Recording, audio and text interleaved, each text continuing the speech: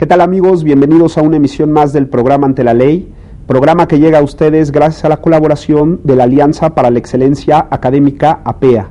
Mi nombre es Guillermo Tenorio y el día de hoy tenemos un programa muy interesante, pues platicaremos de la convencionalidad en el derecho administrativo. Y para hablar de ello tenemos como invitado a un verdadero experto en la materia, quien es el doctor Miguel López Olvera. El doctor Miguel López Olvera es profesor e investigador de tiempo completo en el Instituto de Investigaciones Jurídicas de la UNAM, profesor visitante de muchísimas universidades, no solamente en el país, sino universidades en el extranjero, y además autor de varios libros en materia de derecho administrativo. Doctor, sea usted bienvenido a este programa. Muchísimas gracias, Guillermo, qué amable por invitarme a tu programa. Y yo creo, como ustedes se imaginarán, que el tema nos da para hablar largo y tendido. Sí. Así que sin mayor preámbulo yo les propongo que iniciemos el diálogo ante la ley. La primera pregunta, y es pregunta obligada. Hemos venido oyendo que se habla del término convencionalidad, se ha puesto de moda. Todo el mundo habla de la convencionalidad, del bloque de convencionalidad, del control de los jueces aplicando la convencionalidad, pero en realidad poco sabemos qué es la convencionalidad. Claro. ¿Qué significa la convencionalidad? Bueno, a partir de la firma por los diferentes países latinoamericanos de la Convención Americana sobre Derechos Humanos, algunos autores han empezado a hablar de este concepto de la convencionalidad para referirse no solamente al respeto y al cumplimiento de la Convención, sino a una serie de tratados internacionales, especialmente en materia de derechos humanos, que podrían ser aplicables y que son aplicables en diferentes países. O sea, hablamos de un documento que tiene fuerza en el ordenamiento jurídico mexicano, un documento que no está hecho necesariamente por la ley, no es ley, no está hecho por el Congreso, está hecho por un tercero ajeno al país. Así es, yo creo que es muy importante esto que mencionas, que en la actualidad pues ya no hay duda de que los tratados internacionales, especialmente la Convención y los diferentes tratados internacionales que integran el Sistema Interamericano de Derechos Humanos, pues tienen fuerza normativa, son normas jurídicas que obligan a los estados y a las autoridades. Hablamos de materia de derechos humanos. Esto de los derechos humanos también es un tema complejo, son como arenas movedizas, porque a ciencia cierta, de repente ahora todo el mundo habla de los derechos humanos y todo el mundo se preocupa por los derechos humanos y realmente no nos cae mucho el 20 exactamente qué es. ¿Qué es esto de qué van los derechos humanos? Sí, yo creo que es muy importante aclararlo y ya lo viene también señalando tanto la doctrina como la jurisprudencia, un concepto interesante, importante, que de acuerdo con lo que hemos analizado, estos derechos humanos se integran pues con las garantías, es decir, con los mecanismos que sirven para hacerlos efectivos. Los derechos humanos son derechos subjetivos, es decir, expectativas que surgen a partir de las constituciones y de los tratados internacionales, en los cuales el Estado tiene la obligación de hacerlos efectivos para las personas, se integran con sus garantías y también con las libertades y también con las prohibiciones por parte de los estados. Hay un tema que resulta curioso, porque normalmente cuando hablábamos de los derechos humanos, pues inmediatamente los radicábamos en la Constitución. Sí. Y entonces yo creo que todo el mundo que oía hablar de las famosas garantías individuales, como que tenía en la cabeza una idea de estos derechos, ¿no?, que acompañaban al ciudadano. Claro. Pero de repente aparecen las convenciones en materia de derechos humanos y nos encontramos no solamente con nuevos derechos, sino con la ampliación del concepto de los derechos que nosotros creíamos que nos otorgaba el Estado, ¿no? ¿Qué es lo que motiva que ahora los derechos humanos o beneficia al ciudadano que los derechos humanos no solamente estén contemplados en la Constitución, sino en una convención internacional? Sí, bueno, que hay derechos que están reconocidos en los tratados internacionales y que no los reconocen las constituciones locales. Entonces, eso es uno de los beneficios que trae para las personas, además de una serie de garantías que ha ido desarrollando principalmente la Corte Europea de Derechos Humanos, y que también ha retomado la Corte Interamericana de Derechos Humanos. Esto es, yo creo que muy importante, esta ampliación que va haciendo la Corte Interamericana, especialmente de ciertas garantías y derechos que reconocen los tratados internacionales. En última instancia es benéfico para el ciudadano. Claro, porque amplía la esfera de derechos y de garantías. Claro, y hay un tema que preocupa muchísimo, sobre todo a los que de alguna u otra manera pues nos educamos bajo un sistema jurídico pues muy al estilo de la teoría clásica del poder soberano, ¿no? Que decía, bueno, pero este sujeto internacional resulta que ahora me obliga, y casos en la Corte Interamericana ha habido algunos tan duros que obligan a modificar el texto de la Constitución, ¿no? ¿Se afecta el poder soberano o hay que entender la soberanía de una manera distinta? Yo creo que el concepto de soberanía se ha modificado en la actualidad, o debemos de pensarlo en un sentido diferente al que se planteaba tradicionalmente, ¿no? Como no injerencia de otro Estado ni de otro organismo internacional. Ahora los propios Estados se obligan voluntariamente a firmar estos tratados internacionales, no solamente en materia de derechos humanos, sino que hay una diversidad de materias, y entonces esto es lo que le da fuerza a los tratados internacionales y también a los organismos que van cuidando del cumplimiento de estos tratados internacionales. Entonces yo creo que no hay ninguna afectación, porque cada Estado voluntariamente va y se obliga a respetar ciertos derechos y garantías frente a la comunidad internacional. Claro, hay también un tema que por momentos preocupó, ¿no? Porque hasta el 2011 el texto de la Constitución, en el caso de México, pues nos decía que el Estado mexicano nos otorgaba los derechos. Y tal parece que con este cambio de paradigma, pues ahora decimos que el Estado mexicano nos reconoce derechos. Eso también es un tema importante. Sí, claro. ¿no? ¿Cuál sería la diferencia entre uno y otro? Bueno, yo creo que ahora no hay diferencia. Yo creo que tanto los derechos humanos reconocidos en la Constitución y en otras fuentes, como en los tratados internacionales, yo creo que, como lo dice la doctrina, integran un bloque, algunos le llaman de constitucionalidad, que se refieren precisamente a toda esta gama de derechos humanos y de garantías que están ya no solamente en los tratados que se denominan expresamente de derechos humanos, sino en otros tratados, pero que también contienen derechos humanos. La Suprema Corte de Justicia y la Comisión Nacional de los Derechos Humanos han hecho un estudio en el que han analizado diferentes tratados y han identificado que hay alrededor de 180 tratados que contienen derechos humanos. Entonces es muy importante este reconocimiento. Aquí solamente para aclarar, porque me parece que podría ser oportuno para la gente que nos está viendo. Entonces a eso le llamamos bloque de constitucionalidad. Bloque de constitucional. A todos estos derechos que no solamente están en la Constitución, sino que pueden estar dispersos en muchos documentos, internacionales que obligan a México. Claro. No solamente en tratados internacionales, sino que también en la propia jurisprudencia de las cortes o tribunales internacionales. A todo eso le llamamos bloque de constitucionalidad. Bloque de constitucionalidad. Muy bien. Hay un tema también que nos preguntamos cuando hablamos de las convenciones internacionales, si solamente es privativo de México o es en todo el mundo. ¿En todo el mundo hay este cambio de paradigma? En todo el mundo se ha avanzado precisamente en firmar este tipo de documentos. Yo creo que es muy importante porque, como lo comentamos, hay documentos internacionales que obligan a pues una gran mayoría de los países en el mundo. Hay otros documentos que obligan a países que integran cierta región en el mundo, y yo creo que es la tendencia, no solamente en nuestro país, sino en otros continentes. Podríamos decir, de alguna manera, que se está en materia de derechos humanos hay una especie como de derecho común. Yo creo que sí estamos avanzando hacia un derecho global, en el que ciertos derechos pues son reconocidos universalmente, con independencia de que cada país reconozca algunos.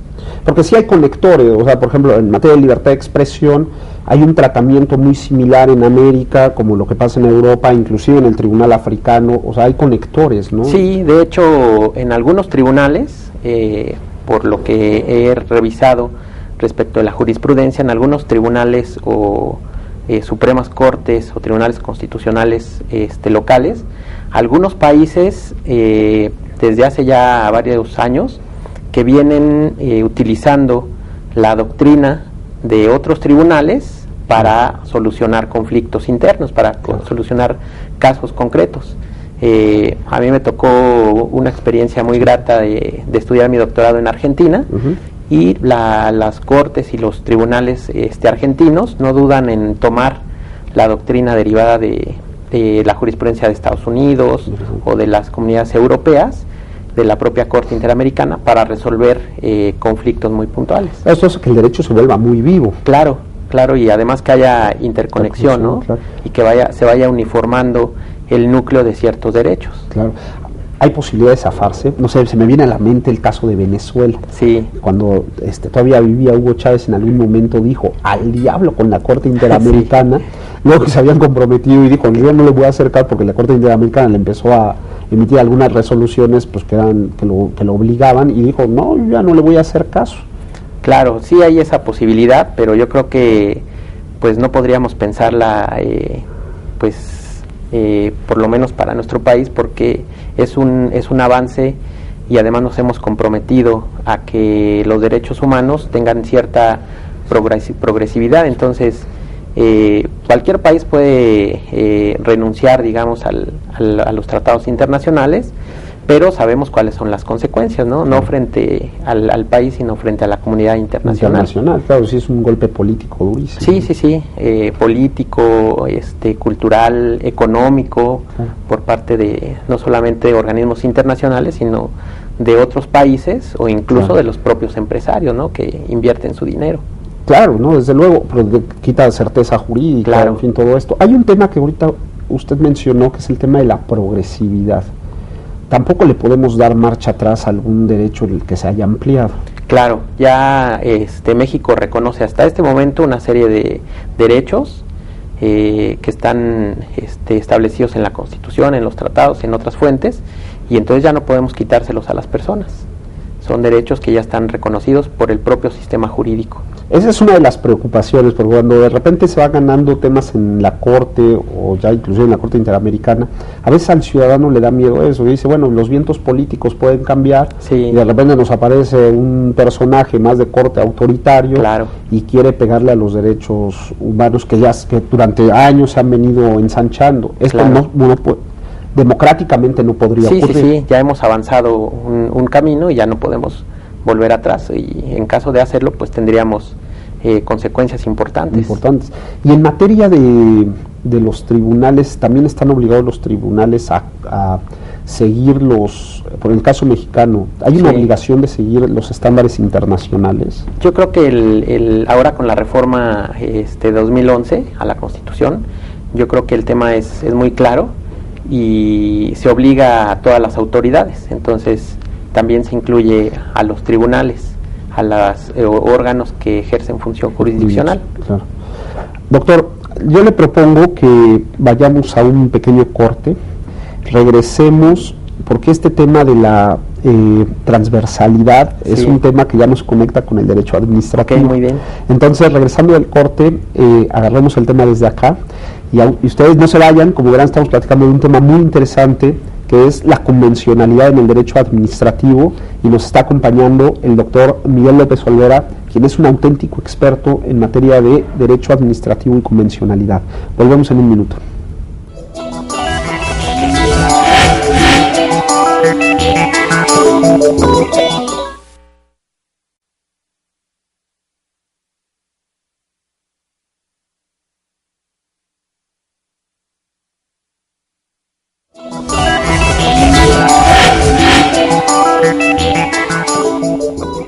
Muchas gracias por seguir con nosotros. Estamos platicando de un tema muy interesante, que es la convencionalidad en el derecho administrativo, y nos está acompañando en el estudio el doctor Miguel López Olvera, quien es profesor e investigador de tiempo completo del Instituto de Investigaciones Jurídicas de la Universidad Nacional Autónoma de México, profesor visitante de muchas universidades, no solamente en México, sino en Iberoamérica, y autor de muchos libros en materia de derecho administrativo. No olviden que si quieren ponerse en contacto con nosotros, lo pueden hacer a través de dos vías.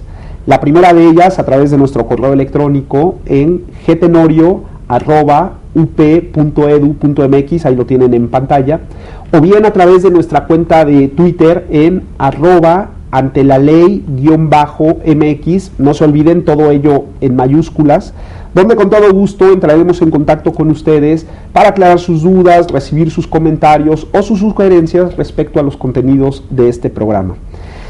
Doctor, no perdamos más tiempo porque claro ya sí. estamos conectando con el derecho administrativo. Y ya usted nos puso en contacto en el bloque pasado todo este asunto de la convencionalidad y este cambio de paradigma para el sistema jurídico mexicano que ha sido muy importante, quizás claro. El cambio paradigmático más importante de los últimos años. Sí. Y aquí le pega, usted acaba el bloque pasado hablando de la transversalidad. Y uno de los temas que normalmente más tiene contacto el ciudadano es con el tema de la administración. Claro. Y ahí aparece una rama del derecho muy importante y muy vasta que es el derecho administrativo. Sí. ¿De qué va el derecho administrativo? Alguien que nos está viendo que a lo mejor no tenga mucha idea de esto diría, ¿y a mí el derecho administrativo para qué me sirve? ¿No? Claro, el derecho administrativo es la rama del derecho que se encarga de estudiar la función administrativa de los diferentes órganos del Estado. Recordemos que todos los poderes y los órganos del Estado también realizan función administrativa, además de que fueron creados para elaborar las leyes o para reconocer, para dirimir controversias en un caso concreto, como es el caso del Poder Judicial. También realizan una función administrativa y de eso se encarga el derecho administrativo. O sea, el derecho administrativo está presente en la función legislativa, en la judicial y en la ejecutiva. Y en la ejecutiva, sí. Yo creo que se tenía una idea ya muy anticuada, claro, de que el derecho administrativo solamente estudiaba las funciones del poder ejecutivo, del claro, presidente de la República, de la administración pública.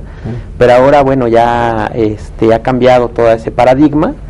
Es algo que también se debe modificar en las propias leyes, en la ley de procedimiento administrativo, por ejemplo, en la Constitución, en el artículo 90, ¿no?, donde se señala que la administración pública será centralizada y se enmarca únicamente en el poder ejecutivo. Claro, como si los otros poderes no hicieran labor de administración. Claro, y el poder legislativo, el Congreso de la Unión, la Cámara de Diputados y la Cámara de Senadores también realizan función administrativa. Claro. En el Poder Judicial tiene precisamente un órgano, que es el Consejo de la Judicatura, que realiza la función administrativa, además de que en los diferentes tribunales, en la propia Corte, tienen direcciones que se encargan de realizar funciones administrativas. Claro. Hay un tema que llama mucho la atención cuando hablamos de derecho administrativo y convencionalidad, porque la convencionalidad está ligada a los derechos humanos, claro, a esta labor de interpretación, de construcción, y de repente pensamos en el derecho administrativo como una rama del derecho totalmente ceñida al principio de legalidad. Claro. Entonces, lo que no está expresamente puesto por la ley, no lo puedes hacer. Claro. ¿No? Y entonces nos preguntamos, bueno, ¿y los derechos humanos ahí cómo juegan? Si no está puesto en la ley, no hay más nada, ¿no? Ya no hay más nada. ¿Sí juegan aquí también? Sí, yo creo que también debemos de cambiar esta idea del dogma de la legalidad. Esta idea de la legalidad y del respeto estricto a la ley viene desde que terminó la Revolución Francesa. Entonces, en el artículo 6 de la Declaración de los Derechos del Hombre y del Ciudadano se señalaba que la ley es la expresión de la voluntad general. Y entonces ahí pues se tenía la idea de que la ley era una garantía para las personas y que se tenían ahí pues todos los derechos, los procedimientos, las competencias, etcétera. Pero ahora, revisando las diferentes leyes que se van emitiendo por los congresos, no solamente de la Unión, vemos que pues sí tienen algunas deficiencias, porque no reconocen algunos derechos o algunas garantías que sí reconoce la Constitución y que sí reconoce los tratados internacionales. Entonces, por eso creo que en la actualidad la legalidad no es un fin, sino es un medio, y que esta ley que se vaya a aplicar pues tiene un mínimo de garantías, pero no son todas, sino que hay que buscarlas también en la Constitución y en los tratados internacionales. En esta labor administrativa que se hace en las distintas funciones del Estado, se tendría que tener entonces como meta alcanzar los derechos humanos. Los derechos humanos, sí, yo creo que para las autoridades, especialmente las administrativas, especialmente en las secretarías de Estado, en las dependencias del Poder Ejecutivo, que es donde se realiza la mayor parte de la actividad administrativa del Estado, yo creo que se debe de buscar no cumplir estrictamente con la ley, sino que hay que revisar si en ese procedimiento no se están violentando algunos derechos y garantías. Doctor, esto que está diciendo es revolucionario, porque estoy seguro que muchas de las personas que nos están viendo dirán, bueno, pues ves que yo me acerco, pienso en el caso de los servicios públicos, que sí, es como que algo muy cercano al ciudadano, ¿no? Yo voy a la oficina a atender tal asunto, o revisar tal servicio, o a pedir tal servicio, y en lo que menos piensan es en mis derechos humanos, ¿no? De repente tenemos las típicas contestaciones de la administración pública de, pues es porque la ley lo dice y pues ya prácticamente te cierran la ventanilla, ¿no? Claro. Sí va a implicar un cambio de cultura también dentro de la administración. Sí, yo creo que es muy importante que dentro de la administración pública, los diferentes órganos, especialmente los titulares de las dependencias y de los órganos de decisión, pues vayan permeando en todo su personal a través de diferentes cursos, diplomados, etcétera, para que pues entiendan que los derechos humanos pues son para todas las personas y que no solamente se debe respetar la ley, especialmente porque algunos servicios públicos, algunas actividades que realiza el Estado, pues también son considerados como derechos humanos, como la educación o la protección de la salud, en donde pues hay serias deficiencias, precisamente porque no se respeta estos derechos humanos reconocidos en los tratados internacionales y en la Constitución. Pero también el servidor público puede tener cierto miedo, ¿no? Sí. De decir, yo estoy viendo que hay una violación a algún derecho humano, pero pues la ley me dice esto y pues ni modo, te la aplico, porque pues, si no pierdo mi trabajo, me van a acusar de que no apliqué la ley. De que no cumplí con la ley. Claro. Sí, especialmente yo creo que debe ser un cambio muy importante para los órganos que se encargan de fiscalizar o de vigilar la actividad de los servidores públicos, porque creo que ahí hay un punto muy importante, que los órganos internos de control pues revisan que los servidores públicos cumplan estrictamente con la legalidad. Claro. Entonces yo creo que hay que revisar cada caso, hay que revisar si realmente está desvirtuando la finalidad de la ley. El artículo 8 de la Convención yo creo que nos da una luz muy importante, porque dice que toda persona tiene derecho al respeto de sus derechos humanos y de sus garantías. Entonces creo que el artículo 8 es muy importante porque la actividad de la administración pública se realiza a través del dictado de diferentes actos y resoluciones administrativas, y estas resoluciones las podemos clasificar en diferentes tipos de procedimientos administrativos. Entonces, el artículo 8 habla de las debidas garantías. ¿A qué se refiere? Bueno, a que en cada procedimiento se van a garantizar unos derechos y unas garantías. Entonces, no es lo mismo un procedimiento para obtener una concesión o un permiso o un registro que un procedimiento donde se va a sancionar a un servidor público, porque ahí estamos hablando de otro tipo de garantías. Entonces, yo creo que primero sería importante hacer una clasificación de estos procedimientos para revisar en cada caso, en cada procedimiento, qué derechos y qué garantías se tienen que respetar. Qué interesante. Esto llama mucho la atención porque claramente, al menos en el Poder Judicial, y hablo del Poder Judicial no solamente el federal, sino en todos los poderes judiciales de las entidades federativas después del famosísimo caso Radilla, pues se pusieron a trabajar, se alzaron las mangas, se pusieron a trabajar en ver cómo esta cultura de los derechos humanos podría permear a todo el sistema propiamente judicial. Y de repente como que vemos que otros ámbitos del Estado se quedaron ahí detenidos, ¿no? O sea, yo pienso ahora mismo cuando hace el Poder Legislativo hace una ley, pues tiene que observar los derechos humanos, no puede hacer una ley ahí al vapor sin echarle un vistazo a los... O en el caso del Ejecutivo, ¿no? Claro. Falta, ¿verdad? Esto es un tema no solamente cultural, sino que estos poderes asuman su responsabilidad en esa transversalidad.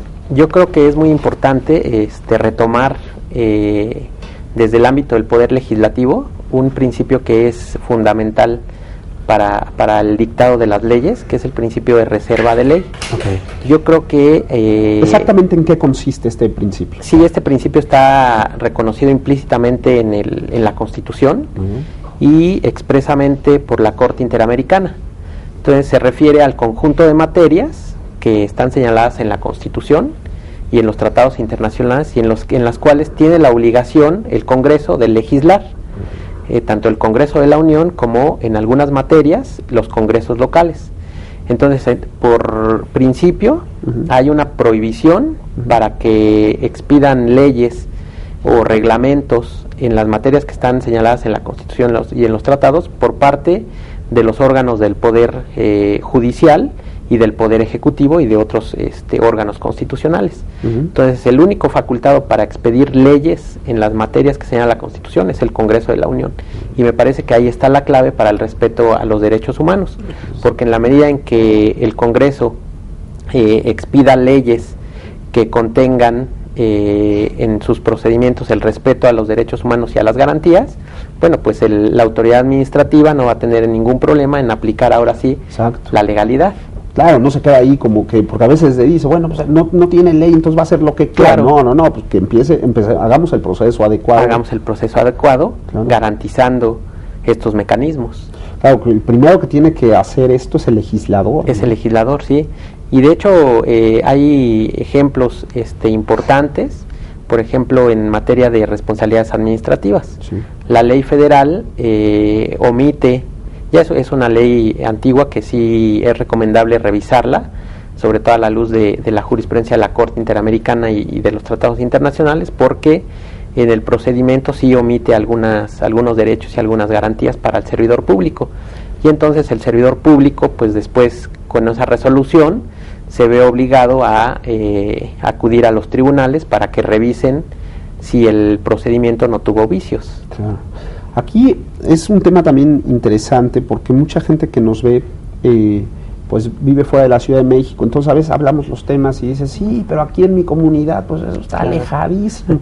Este tema de los derechos humanos no solamente es o tiene un grado de transversalidad para los poderes federales, esto también tiene un grado de transversalidad para los poderes locales, o sea, a todo el país le impacta. Sí, todas las autoridades, dice la propia Constitución, y también cuando firmamos la Convención, también se señala en el artículo 1 y en el artículo 2 que la obligación es para todas las autoridades, incluso yo diría que también para las personas, también como personas también tenemos la obligación en nuestras relaciones con otras personas, pues de respetar también los derechos humanos. Claro. Hay uno de los temas que también llama un poco la atención, es que hay un tipo de justicia que le llamamos la justicia administrativa, sí, que tiene que ver con todos estos temas propiamente del derecho administrativo. Y aquí es donde a lo mejor este tema de la convencionalidad pues acaba aterrizando, ¿no? Claro. De manera ya muy, muy visible. Esta justicia administrativa ¿es también susceptible al tema de la convencionalidad? Sí, los tribunales de lo contencioso administrativo, que hay casi en todos los estados de la República, pues también están obligados a respetar primero pues la Constitución y después los tratados internacionales y hacer un examen de compatibilidad entre estos procedimientos administrativos con estos derechos humanos y garantías. Están también obligados. Sí, ¿pueden hacer interpretación? O sea, ¿tendrían posibilidad de interpretar?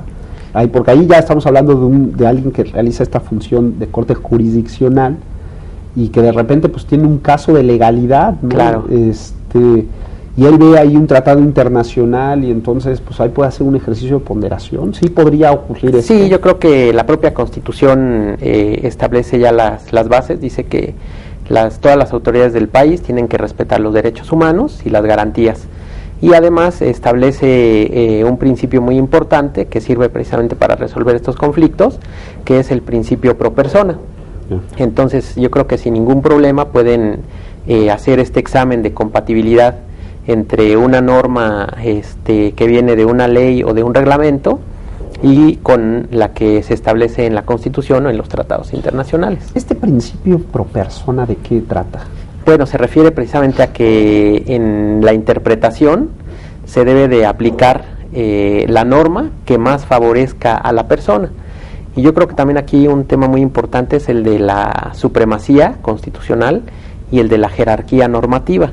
Anteriormente el criterio era que se iba a aplicar la norma de mayor jerarquía. Muy bien. Creo que ahora estos principios de supremacía y de jerarquía normativa y de reserva de ley, creo que son muy importantes, pero que ahora sirven para la construcción del ordenamiento jurídico. Creo que a partir de la Constitución y de los tratados es donde se establecen las materias en las cuales puede haber una regulación por parte del Congreso, y de ahí partir para crear las demás normas que integran el sistema jurídico. Pero creo que estos principios ahora ya no sirven para resolver un caso concreto, porque ahora tenemos el principio pro persona. Esto es importantísimo, porque entonces habría que entender que siempre que se nos presente un caso, claro, el juzgador pues sí, tiene ahí un conjunto de legislación que tiene que observar y tiene que aplicar en su caso, pero que el eje central, o sea, para poder evaluar un caso, siempre tiene que ser la persona. Claro. Lo que sea en beneficio de la persona. Lo que sea en beneficio de la persona. También hay que destacar que no quiere decir que quien llegue primero al tribunal, es decir, que quien demanda claro, a una persona, ¿verdad?, o al Estado, quiere decir que a él se le tienen que aplicar todos los beneficios, o en este caso la norma que más lo favorezca, porque sabemos que en un juicio o en un procedimiento que se lleve en forma de juicio, pues hay dos partes, entonces debe de haber igualdad al resolver el conflicto. Sí, claro, o sea, es claro, no vayamos a entender que siempre que acude a un tribunal siempre me van a dar la razón, ¿no? La que más me favorezca a mí, ¿no? Sino que el juez va a ver cuál es la norma aplicable y en todo caso cuál es la que más pueda favorecerlo. Este tema de la transversalidad, usted en algún momento comentó que no solamente el tema de los derechos humanos implican un tema en las autoridades, sino que también inclusive implican en todos los ciudadanos. Claro. O sea, el tema de los derechos humanos no solamente permea a nivel autoridades, sino también permea a nivel ciudadanos. Claro, yo creo que esto también es importante porque pues todos los días nos relacionamos con otras personas y tenemos la obligación de respetar también sus derechos humanos. Y también, bueno, también hay personas jurídicas, personas morales, y también tienen la obligación de respetar. Por ejemplo, lo que comentaba, el tema de la prestación de los servicios públicos, ¿no? Una escuela claro, que presta el servicio de educación, pero que además tiene como finalidad pues respetar el derecho a la educación.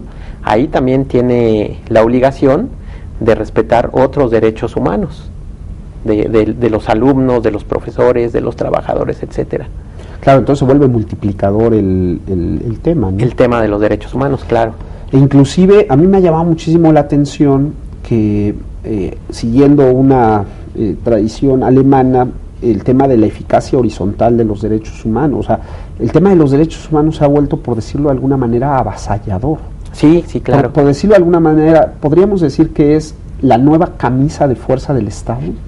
Pues yo creo que no solamente del Estado, sino yo creo que de todas las personas, en su calidad de servidores públicos, claro, y en sus relaciones con los demás particulares. Claro. Doctor, me gustaría entrar a hablar un poco del libro que usted escribió sobre este tema, pero yo le propondría que fuéramos a un corte y regresando del corte nos centráramos en el texto del libro para que nos ampliara algunos temas que son importantes. Muchas gracias, claro que libro. Sí.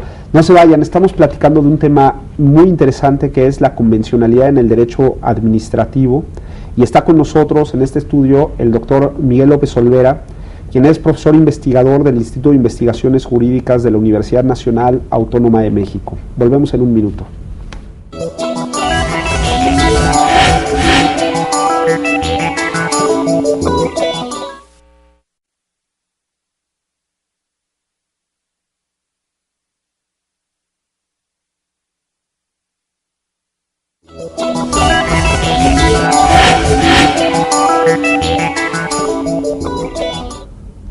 Muchas gracias por seguir con nosotros. Estamos platicando de un tema muy interesante que es el control de convencionalidad en el derecho administrativo con el doctor Miguel López Olvera, quien es un auténtico especialista y experto en la materia de Derecho Administrativo y es profesor investigador del Instituto de Investigaciones Jurídicas de la Universidad Nacional Autónoma de México. Bueno, doctor, ya estuvimos platicando de la convencionalidad, del derecho administrativo y cómo la convencionalidad impacta en el derecho administrativo. Y bueno, pues es inevitable pues hablar de su libro, que es justamente esto, El control de convencionalidad en la administración pública, libro que tengo ahí, lo están ustedes viendo en pantalla, y me gustaría preguntarle de qué va este libro, o sea, recoge todo lo que hemos platicado, cómo plantea un libro, de dónde nace el interés de trabajar en control de convencionalidad y derecho administrativo. Muchas gracias. Sí, estuve leyendo un par de obras muy interesantes, muy importantes, que se han venido publicando en el último año y en los últimos meses, pero me parece que los autores se han enfocado únicamente en la aplicación del control de la convencionalidad en el ámbito jurisdiccional. Claro. Entonces, revisando precisamente algunos criterios del Poder Judicial y también con pláticas con algunos jueces, magistrados y secretarios de los tribunales de lo contencioso administrativo, pues también hay mucha inquietud precisamente porque no se dicen qué pasa en el ámbito de la administración pública. Claro. Tenemos que respetar los derechos humanos o solamente tenemos que aplicar lo que nos dicen las leyes, ¿no? Lo que estamos hablando, la legalidad. Y entonces de ahí surge la idea de escribir esta obra. A mí me llama mucho la atención este capítulo segundo que dice apego a la juridicidad, no a la legalidad. Sí. ¿De qué trata esto? Es un poco lo que nos decía, ¿no? Sí. O sea, hay que olvidarnos de este concepto de legalidad. Sí, yo creo que, estuve investigando el tema de la ley, cómo ha venido evolucionando el concepto y también cómo ha venido evolucionando el tema de la legalidad. Y leyendo algunas obras y también revisando la jurisprudencia del Poder Judicial, me doy cuenta que en la actualidad muchos autores, especialmente los que hablan del derecho administrativo, empiezan a retomar un término, un concepto muy interesante que es el de la juridicidad. Y entonces yo hago un estudio desde los orígenes de la legalidad y de la ley, sí, y me doy cuenta que en algunos momentos de la historia se utilizó este principio de legalidad pues para aplicar estrictamente las disposiciones de la ley. Entonces pues dio como resultado pues sistemas jurídicos muy autoritarios, ¿no? El caso de la Unión Soviética, donde incluso los libros sobre sistemas jurídicos contemporáneos, sí, le dedican un capitulito, un apartado, al tema del principio de legalidad soviético. Claro, qué interesante. El tema también de la época en la que gobernó Hitler, que precisamente lo hizo bajo el principio de legalidad, ¿no? Sí, pero el Estado de Derecho nos da para mucho. Sí, él precisamente respetaba el Estado de Derecho y también respetaba estrictamente la legalidad, ¿no? Entonces a eso nos puede llevar la aplicación estricta de la ley. Por eso yo digo que es mejor, junto con otros autores, que es mejor respetar la juridicidad. Claro.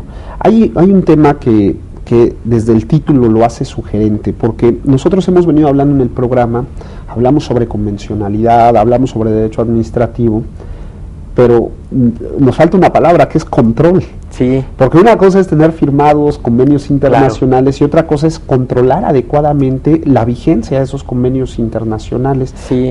¿Cómo encontramos en su libro el abordaje de este tema? Sí, ahí es muy importante porque la Constitución nos señala que son todas las autoridades los que tienen que respetar los derechos humanos y las garantías. Entonces el control se refiere al examen que tienen que hacer las autoridades, en este caso de la convencionalidad, es decir, la compatibilidad que haya entre un acto administrativo, un procedimiento administrativo o una ley con las disposiciones de la convención o de la propia Constitución. ¿Todas las autoridades se vuelven un ejército de control, por decirlo así? Sí, yo creo que sí, especialmente aquellas donde se tramitan procedimientos administrativos. en uno de los capítulos del libro también trato de enmarcar, no todos los procedimientos, pero sí la gran mayoría, porque estamos hablando de más de 7,000 procedimientos administrativos. Impresionante. Y entonces yo los enmarco en algunas categorías: procedimientos ordinarios, procedimientos de fiscalización o de investigación, procedimientos de verificación o de inspección, procedimientos administrativos sancionadores y los procedimientos disciplinarios. Uh-huh. Entonces retomo lo que dice el artículo 8 de la Convención, donde dice que toda persona tiene derecho a ser oída con las debidas garantías. Y entonces ahí voy señalando cuáles son las debidas garantías en cada procedimiento. Este tema de la interpretación, que es un tema que también me ha llamado mucho la atención del índice, supone porque interpretar la convención, Sí. porque también hay un grado de interpretación de la convención, sobre todo de cara a todo el ordenamiento jurídico. ¿Hay alguna regla o algún camino para hacer estas interpretaciones? Sí, la Corte, los tribunales del Poder Judicial, incluida la Corte, y la Corte Interamericana, ya se han pronunciado sobre algunos criterios. Entonces, yo creo que la administración pública sí puede hacer uso de estas herramientas para que en los casos en los que tenga alguna duda o la persona reclame algún derecho o garantía, yo creo que sí puede hacer este examen de compatibilidad.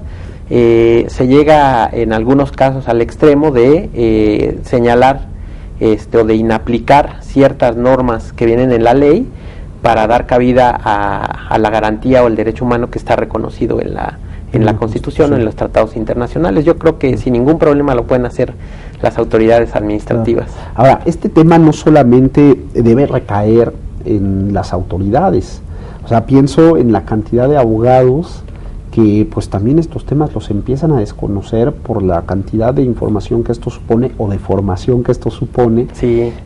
Este no solamente es un tema que deben conocer las autoridades, ¿no? Claro.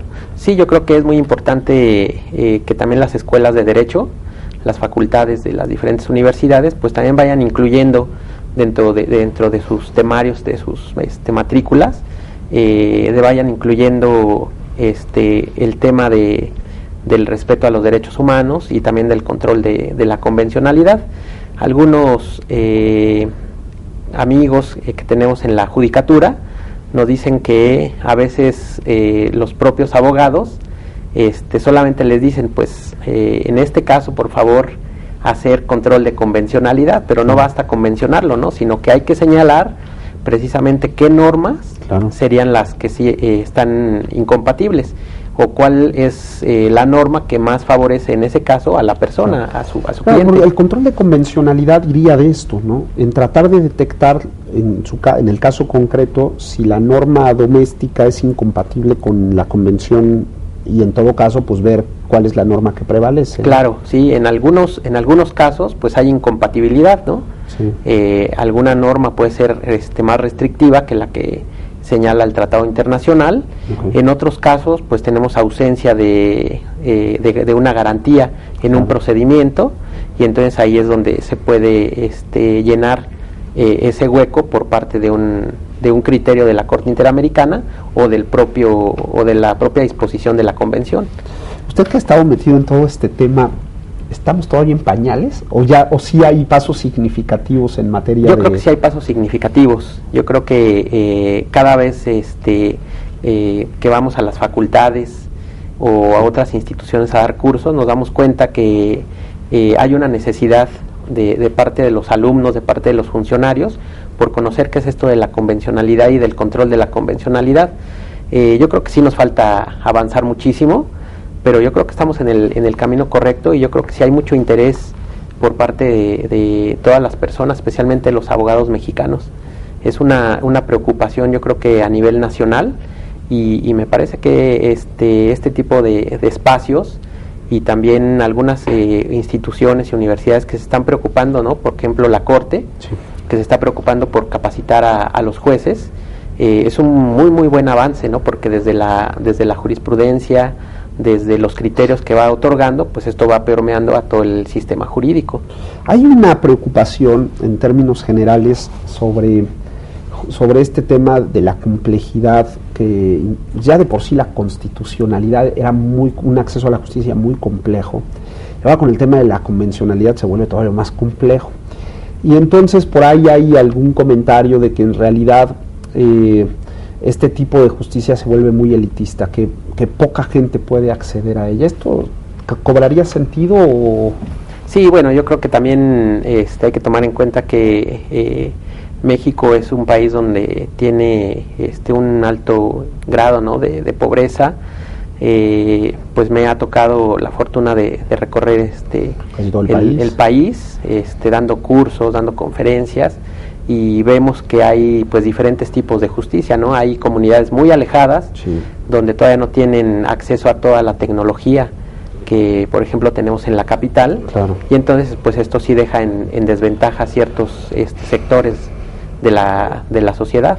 Claro, pero eso ya será un tema de materialización, ¿no? Claro. O sea, al menos ya tenemos un marco general que sí acoge todo esto, y culturalmente y materialmente tendremos que ir haciendo las adaptaciones, ¿no? Claro. Pero lo cierto es que es muy complicado, ¿no? De repente me llegan comentarios al correo y me dicen, estuvo buenísimo tu programa, pero pues aquí no se va a vivir esto en los siguientes 10,000 años. Claro. Sí, yo creo que es muy importante el esfuerzo que empiecen a hacer también los gobiernos locales, los gobiernos municipales, de empezar a capacitar a sus funcionarios, y que no solamente se quede en una administración, sino que sea permanente, claro, porque esto de los derechos humanos pues tiene que seguir, como dice la Constitución, ¿no?, progresando. Claro. ¿Hay algún tipo de responsabilidad para si no se aplica esto? Sí, desde luego que hay responsabilidad. Incluso para el propio país, para el propio Estado mexicano, que ya firmó una gran cantidad de tratados internacionales. O sea, la gente que nos está viendo podría, de repente, que llegue con alguna autoridad que vea que no hay esto, sí puede haber un tema de responsabilidad. Sí, yo creo que sí, yo creo que sí, es muy importante que las autoridades sepan que tienen que respetar obligatoriamente los derechos humanos, y en caso de no hacerlo, pues sí podemos incurrir en responsabilidad, claro, y los servidores públicos también. Usted hablaba hace un minuto sobre la responsabilidad de las universidades, y es que ya ahora mismo no podríamos entender una facultad de Derecho que no le entre estos temas, ¿verdad? Claro. Entonces, para decirle aquí al auditorio, o sea, si vas a elegir la carrera, porque tenemos gente que estaba en el momento de elegir carrera, si vas a elegir carrera, pues fíjate que al menos uno de los temas que sí se estén tratando, a lo mejor en los cursos de Constitucional, claro, o de Derecho Internacional, son estos, ¿no? Sí, incluso yo creo que también en otras carreras podría incluirse, ¿no?, el tema del respeto a los derechos humanos y a las claro, garantías. Porque usted lo decía, es para todos. De repente nada más creemos que es obligación de las escuelas de Derecho, pero en realidad tendría que incluirse, pues, que todo el mundo lo conociera. Sí, ¿no? Sí, pues la carrera de contabilidad, ¿no?, de administración, claro, que a veces los servidores públicos vienen de esas carreras, claro, y que se encargan de hacer fiscalización o control, ¿no?, de los servidores públicos de la administración. También en algunos casos impactaría en esos procedimientos los derechos humanos. Ahora, nosotros planteamos que ya se había hecho mucho, todavía falta por hacer. Sí. ¿Cuáles serían los principales retos que usted ve en el derecho administrativo respecto a la convencionalidad? Sí, yo creo que capacitar a los servidores públicos de los diferentes niveles, especialmente pues a lo mejor los servidores públicos que tienen un contacto directo con las personas. Nos comentaban recientemente que en algunas administraciones, pues incluso para recibir los escritos de las personas, dicen, yo no te puedo recibir, revisan los escritos y dicen, te falta el nombre del servidor público, te falta este requisito que marca la ley. Entonces yo creo que esto es algo muy importante, porque se tienen que recibir los escritos de las personas, y bueno, la autoridad encargada de atender esa petición pues tendrá que responderle, prevenir si es que le falta algún requisito, ¿no? Pero de entrada hay que respetar los derechos de las personas, y yo creo que sería un primer paso. Y hay obstáculos, ¿no? Sí.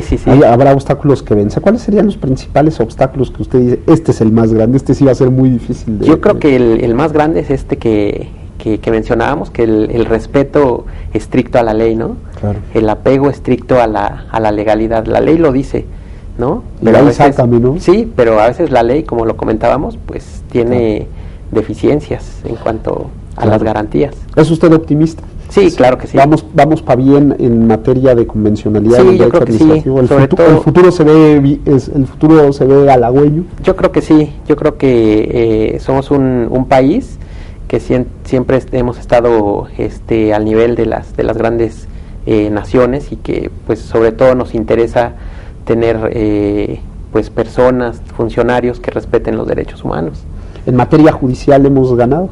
Hubo un caso reciente, sí, porque ahorita dije judicial, hubo un caso reciente muy interesante de la justicia administrativa sobre responsabilidad del Estado, en donde se invoca el tema de los derechos humanos, y que me parece que puede ser un precedente extraordinario, y que casa con todo lo que hemos hablado.